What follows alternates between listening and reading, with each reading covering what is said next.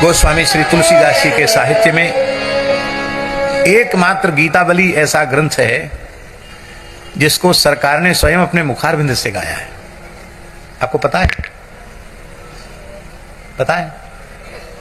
चित्रकूट में जब गोस्वामी तुलसीदास जी विराज रहे थे तो श्री राम लक्ष्मण दोनों बालक स्वरूप में पधारे।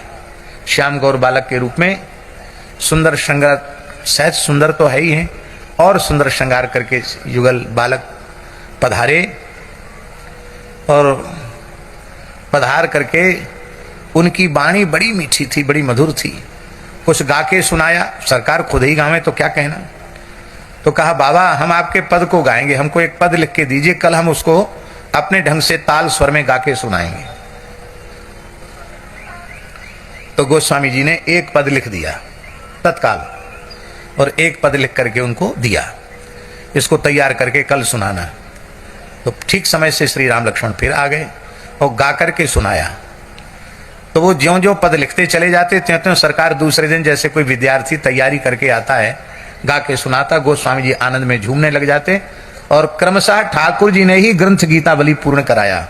और श्री राम लक्ष्मण ने एक साथ, जैसे कुशलभ ने वाल्मीकि रामायण का गायन किया, ऐसे ही श्री राम लक्ष्मण ने श्री गीतावली का अपने मनोहर कंठ से गान किया।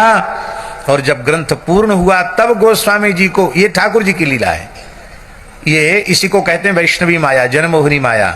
तो ठाकुर जी अपनी जनमोहिनी माया के द्वारा गोस्वामी जी के ज्ञान को तिरोहित किए रहे।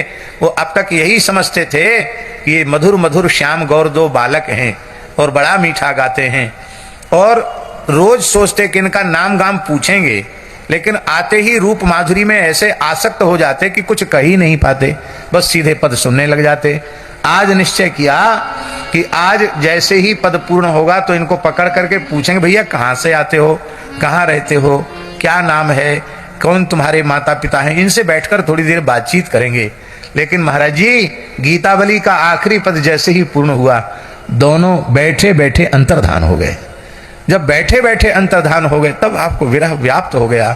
तब सरकार ने कहा कि हम स्वयं ही गीतावली श्रवण करने और गान करने पधारते। तो गोस्वामी जी लिखते, फिर पद सुनाते, और फिर ठाकुर जी तैयार करके दूसरे दिन सुनाते और नया पाठ ले लेते।